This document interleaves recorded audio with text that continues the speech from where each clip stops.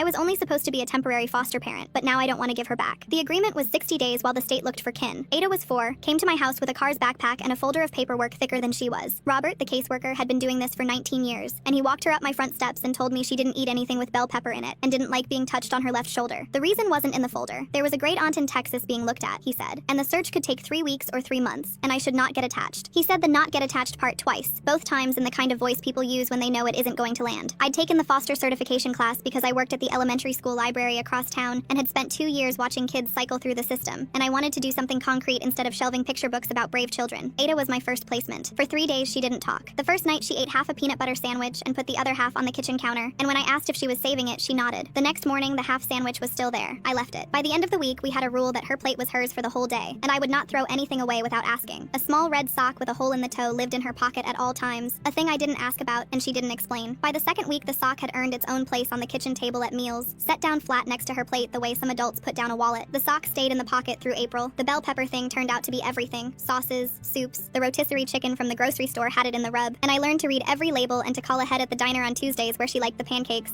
Robert came by once a month and asked how she was doing, and I told him fine, because she was fine, because we had a system. Bedtime was 7:30. One book she picked, one I picked. Hallway light on until she fell asleep. A glass of water on the side table that she never drank but checked for at 3 in the morning when she got up and stood in my doorway. The first month she stood in the doorway. The second month she came in and slept on the floor next to my bed. The third month she climbed in. Robert told me at the end of February that a great aunt named Lorraine had been located in San Antonio and was beginning the kinship approval process. The home study could take 8 to 12 weeks. I said okay. Ada and I were going to the library after school by then, and the children's librarian, an old friend of mine named Daphne, had started saving books on the front desk for her. The playground moment happened in March. A bigger kid pushed Ada off the bottom of the slide and her elbow hit the gravel, and she made the sound children make when they're surprised before they're hurt. I was on the bench, got to her in the kind of time you don't measure, and a mother I didn't know was already crouched down next to her saying, "Are you okay, sweetheart?" And Ada turned to me and said, "Mama." The other mother smiled like she'd witnessed a small private thing. Ada said it again into my collarbone after I picked her up, and I didn't correct her, and I didn't correct her on the way home, and I didn't correct her that night when she said it before bed. The first time I thought the word back at her, I knew I'd made a decision without telling myself I'd made it. The fourth month went differently. Ada drew me at the kitchen table with a long line of brown hair and a heart over my head. The school sent home a form asking for a parent contact, and she pointed at my name on the page and said, "There." We bought her first bike, which she rode in circles in the driveway, and she fell off and got back on, and fell off and got back on. And the falling and getting back on was the kind of thing I started to want to see for the rest of my life. Robert came by in April and told me Lorraine's home study had cleared. Lorraine was a retired teacher with a fenced yard and a church, and a husband named Phil, who was also approved. 20 years had passed since Lorraine had raised a child, but she had raised 2, and the state was satisfied. Robert said Lorraine wanted to fly out to meet Ada on the 14th, and the handoff was being planned for the end of the month. He said it in the voice he used the first day, the voice that knew it wasn't going to land. I told him okay, asked him what happened if Ada didn't want to go. Robert looked at me the way he always did when he was about to say something he'd said 100 times before to 100 different people. He said, "She's 4. The court doesn't ask a 4-year-old to choose. That's not how this works." He wasn't mean about it. He was just honest, and the honesty was worse than mean would have been. I asked him what I could do. He didn't answer right away. He looked at the hallway where Ada's shoes were lined up by the door, the little sneakers with the Velcro straps she could do herself now, and he took a breath and said, "You can make the transition as smooth as possible. That's the best thing you can do for her." I nodded because nodding was the only thing my body knew how to do in that moment, and he left, and I stood in the kitchen and washed a dish that was already clean. The next few days I went through the motions, made breakfast, packed her lunch, read the labels on everything at the store, cut the crusts off because she liked them off on Mondays but on for the rest of the week. I smiled when she smiled. I pushed her on the swing. I did everything the same, but I wasn't the same, and Ada knew it before I did. Kids are like that. They don't read your words, they read your whole body, and mine was lying badly. At bedtime, she was in her pajamas with the little stars on them, and I was reading the book she'd picked, something about a dog who loses his bone and finds it again, and halfway through she put her hand on the page and looked up at me and said, "Why are you sad?" I closed the book a little and said, "I'm not sad. I'm just tired." She looked at me for a long second, the way she did when she was deciding whether to believe something, and then she said, "You're lying. Your face does the thing." I don't know what the thing was. I still don't. But she saw it, and I had to press my lips together and breathe through my nose because I was about 2 words away from falling apart in front of a 4-year-old. I finished the book. I turned on the hallway light. I checked the water glass. I kissed her forehead and walked to my room and sat on the edge of my bed with my hands in my lap and didn't cry, because if I started, I didn't know how I was going to stop. That night, I called Daphne. She's known me since college, and she's the kind of friend who will say the thing nobody else will say. I told her about Robert's visit, the 14th, the end of the month. She said, "Are you going to fight this?" I said I didn't know if I had the right to. I said I was a foster parent, not her mother, not legally, not on paper, not in any way the court would care about. Daphne said, "You've been her mother for 4 months. Since when do mothers need permission to fight for their kid?" She told me to talk to someone who knew the legal side, that there were ways to petition if a child had formed a primary attachment. She'd find a name and send it to me. I said okay. She said, "Don't just think about it." After we hung up, I sat at the kitchen table with my laptop and started reading. I learned that foster parents can request to be considered for permanent placement if kinship isn't clearly in the child's best interest. The language was careful and full of words like primary attachment figure and disruption of established bonds, but underneath it was a simple idea. If a child is safe and loved and growing in the place they are, moving them somewhere else has to be worth the cost. I needed documentation. So every night after Ada fell asleep, I sat at the kitchen table with a notebook and wrote. The routines, the milestones, the socks smoothed flat before every meal, the water glass checked at 3 in the morning, the bike and the falling and the getting back on. I told myself I was just gathering information, being responsible. I told myself a lot of things that were half true, and I kept writing. Then Lorraine called. Ada was in the bathtub singing a song she'd made up about a fish, and I stepped into the hallway and answered, and the voice on the other end was warm, genuine, kind. Lorraine said, I want to thank you for taking care of my girl. I've been praying about this for months, and she's going to be so loved. I said thank you. I said something about Ada being a great kid. We hung up after a few minutes. I stood in the hallway and listened to Ada singing about her fish, and then I walked into the kitchen and sat down at the table where the notebook was still open from the night before. Because Lorraine wasn't a villain. She wasn't cold or careless or wrong. She was a retired teacher with a fenced yard who had rearranged her life to take in a child she'd never met, because that child was family. She sounded like someone Ada could love, and that made everything so much harder, because it would have been easier if she were awful, but she was good enough. She was probably great. And I was sitting in my kitchen with a notebook full of reasons why a 4-year-old should stay with me anyway, and I didn't know if those reasons were about Ada or about me. Lorraine flew in on the 14th. Robert set up the meeting at a community center across town, one of those places with a little indoor play area and plastic chairs and the smell of floor cleaner. I told Ada that morning we were going to meet someone, a relative, someone from her family, and she'd said okay, the way kids say okay when they don't really understand what you mean, but they trust you enough not to ask. Lorraine walked in looking exactly like she sounded on the phone. Warm face, soft eyes, a tote bag that looked like it had been packed with purpose. She crouched down on the mat and said, Hi Ada, I'm your Aunt Lorraine. I knew your mama when she was just your size. Ada looked up at me, not scared, just checking, the way she always checked. I nodded. Ada said hi, quiet and polite, but she stayed pressed against my leg with her hand gripping the side of my jeans. Over the next hour, Lorraine tried. She pulled out a stuffed bear and a photo album with old plastic pages, pointing at pictures and saying things like, this is your grandma when she was young. Ada leaned forward to look and then drifted back to me. She did that 3 or 4 times. At one point, Lorraine held out a granola bar and said, Are you hungry, sweetie? Ada looked at it, then at me, and said, Does it have bell pepper? Lorraine's face went blank for a second. She looked at the wrapper, then at me, and I explained that Ada didn't eat anything with bell pepper in it, that it showed up in a lot of things you wouldn't expect, and that we always checked. Lorraine said, Oh, I didn't know that, and something small shifted in the room. It wasn't mean, but it was the first time it was clear, out loud, in a way nobody could pretend around, that there were things about Ada that Lorraine didn't know, things that took 4 months of reading labels and paying attention to learn. Robert scheduled 2 more visits. The second one, Lorraine brought Phil, a tall man with a quiet voice and kind eyes. He shook my hand and crouched to Ada and said, Well, hello there, little miss. She said hi, careful and still, and after about 20 minutes she let him push her on the swing. He pushed gently, asked if she wanted to go higher. She said a little, and she laughed once, and Lorraine watched from the bench and smiled like relief. But at the end of the visit, when Robert said it was time to wrap up, Ada jumped off the swing and ran past Lorraine and past Phil, and grabbed my hand and said, Can we go home now? She said it loud. 4-year-olds don't have a volume for private things. Everyone heard it, and Lorraine's face tightened for just a second, just a flash, the kind you'd miss if you weren't watching. She covered it fast, but I was watching. The third visit, Lorraine pulled me to the corner near the cubbies while Phil played with Ada in the play area. Her voice was firm, the way a teacher talks when she's done being patient. She said, I think it would help if you stepped back a little. She needs to get used to us, and she can't do that if she keeps running back to you. I looked at Ada across the room, knocking over Phil's tower and laughing. I said, She's 4. She runs to who she feels safe with. Lorraine held my eyes and said, Exactly, and soon that needs to be us. She said it like a fact, like it was already done and I just hadn't caught up yet. That evening, Robert called me. He said Lorraine had called him, asked for the handoff moved up by a week, said my closeness was making the transition harder. Robert's voice was careful and steady, and he said, I'm not moving the date, but the end of the month is still the plan. I thanked him and hung up, and I stood in the hallway listening to Ada humming at the kitchen table, the little tap she made when she changed crayon colors, and something inside me that had been bending for weeks finally decided it wasn't going to bend anymore. I picked up my phone and called the number Daphne had texted me the week before. A woman answered. I told her my name, that I was a foster parent, that I needed help. For the first time in weeks, I didn't feel like I was pretending to be okay. The advocate met me at a coffee shop while Ada was at preschool. She said, You have a narrow window. You can file a petition requesting permanent placement, but you'd need to show that removing Ada would cause significant disruption to her well-being, not just that she'd be sad. You need to show the bond is deep enough that breaking it would hurt her development. I reached into my bag and pulled out the notebook. She picked it up and read without saying anything for a while, turning pages slowly. When she put it down, she said, This is a good start, but we need other people who can speak to what they've seen. I called Robert, Daphne, and Ada's preschool teacher. Robert said he could document what he'd observed, that Ada was thriving, but he couldn't advocate against a qualified kinship placement. Then he paused and said, Off the record, I've seen a lot of kids moved from stable homes to relatives they barely know, and it doesn't always go the way the paperwork says it will. He didn't say anything after that. He didn't need to. Daphne didn't let me get through the explanation before she said, Tell me what you need. She wrote about how Ada had come into the library the first time and sat in the corner without touching a book, and how over the weeks she started pulling them off the shelf herself, raising her hand at story time, laughing at the funny parts out loud. The teacher said, She talks about you every day. She calls you mama in class. I wasn't going to correct her. She wrote about Ada going from sitting alone at the art table to sharing crayons and asking other children to play. I filed the petition on a Tuesday. 6 pages, notebook entries, both letters, a request for the court to consider me as a permanent placement option. That night, I sat on the kitchen floor while Ada slept and felt like I'd jumped off something tall and couldn't see the ground yet. Robert called the next day while I was cutting an apple into the thin slices Ada liked. His voice was tight, like he was holding something heavy with both hands. He said, Lorraine knows. She's not happy. I said, I know. He said, this is going to get harder before it gets easier. Are you sure? I looked at the red sock on the kitchen table, smoothed flat next to Ada's empty cereal bowl. I said, she calls me mama, I'm sure. Robert said okay, and hung up, and I went back to making lunch, my hands shaking a little but steady enough to hold the knife. Lorraine called that evening. The warmth from the first call was gone. She said, I have spent months getting approved. I have rearranged my life. I have a room set up for her with her name on the door. And now you're telling a judge I'm not good enough? I leaned against the hallway wall and closed my eyes. I said, I'm not saying you're not good enough. I'm saying she already has a home. Lorraine made a sound, not quite a laugh, more like the air leaving a tire. She said, you're a foster parent. You knew this was temporary. I opened my eyes. I could hear Ada splashing in the tub, talking to herself, making the cat and shoe do something new. I said, she doesn't know what temporary means. She just knows where she feels safe. The line went quiet, and then she hung up. I stood in the hallway for a long time, holding the phone against my chest, listening to Ada's voice coming through the bathroom door. And I thought about the room in a house in San Antonio with Ada's name on the door, set up by a woman who had prayed about this for months. And I thought about the room down the hall from mine with the star pajamas folded on the bed and the hallway light that stayed on all night. And I thought about how both of those rooms were built out of love and how that was the part that made this so hard I could barely breathe. The hearing was on a Wednesday. I brought everything: the notebook, the letters from Daphne and the teacher, Robert's filed observations. I sat on one side of the room with the advocate next to me, and across from us sat Lorraine in a pressed blouse with her hands folded in her lap, and Phil beside her with his arm resting on the back of her chair. The advocate presented my case. She talked about Ada's attachment behaviors, the language development, the fact that Ada had started calling me mama without anyone teaching her to. She read from the letters, from Robert's notes, which were careful and factual and written in the kind of language that doesn't take sides but still says something. And what they said was that Ada was bonded and stable and growing. Then Lorraine's lawyer stood up. He said Lorraine was blood. She was approved. She had the space, the resources, the family history. He said foster care was always meant to be temporary, and kinship placement was the gold standard for a reason. He said my attachment to Ada, while understandable, was exactly what the system warns foster parents against. He said it calmly, like he was reading from a textbook. And the worst part was that he wasn't wrong about any of it, except the thing that mattered most. The judge turned to Robert. She said, in your professional opinion, what would removal from the current foster home mean for this child? Robert took a long breath. He looked at his hands and then at the judge and said, Ada came to this home nonverbal and guarded. She now speaks in full sentences. She sleeps through the night. She has routines that give her security. Removing her from that environment would be a significant disruption. Whether she could recover from that disruption in a new home, I can't say. But I can say what I've seen, and what I've seen is a child who is thriving. The room was quiet after that. Then Lorraine asked to speak. The judge allowed it. Lorraine stood up and her voice cracked on the very first word. She said, I didn't come here to take a child from someone who loves her. I came here because she's my family's child, and I thought that meant something. She stopped. She looked at me, and her eyes were wet, and she said, does she really call you mama? I nodded. Lorraine sat down. Phil put his hand on her arm. The judge called a recess. When she came back, she said she was not ending the kinship placement, but she was ordering an extended evaluation period of 90 days. Ada would stay in my home during that time. Lorraine and Phil would have regular supervised visits to build a relationship with her. At the end of 90 days, the court would look at everything again. The judge said, this child's stability is the priority, not paperwork, not bloodlines, not anyone's feelings, including mine. After the hearing, I was standing in the hallway holding my notebook against my chest when Lorraine walked up to me. I braced myself, but she spoke quietly, almost gently, and what she said was, the sock, the red one she carries, it was her mother's. I gave it to her mother when she was about Ada's age. It was from a pair of Christmas socks. I didn't know that. I stood there holding my notebook, and I didn't know what to say, because that small red sock with the hole in the toe had been sitting on my kitchen table for 4 months, and I never knew where it came from. Lorraine said, I'm not the enemy here. I just want her to know where she comes from. I looked at her, this woman who had flown across the country and set up a room with a 4-year-old's name on the door, and I said, then help me make sure she knows, but let her stay where she feels safe while she learns. Lorraine nodded. She didn't say yes, but she didn't say no. The 90 days began. Lorraine visited on Saturdays. The first visit, Ada hid behind my leg and wouldn't come out until Lorraine said she brought cookies and asked if they had bell pepper. By the 4th visit, Ada showed Lorraine her bike and let her watch while she rode in circles. By the 6th visit, Ada asked Lorraine to read her a book, and Lorraine picked one from the stack Daphne had saved. The sock still lived in Ada's pocket. At night, Ada still climbed into my bed. The water glass still sat on the side table, unchecked some nights now, but still there. I didn't know what the judge would decide in 90 days. I didn't know if Lorraine would become an aunt who visited or a grandmother who took Ada home. But tonight, Ada was asleep next to me, breathing in that slow, heavy way children breathe when they feel completely safe. And I decided that whatever came, I would never regret refusing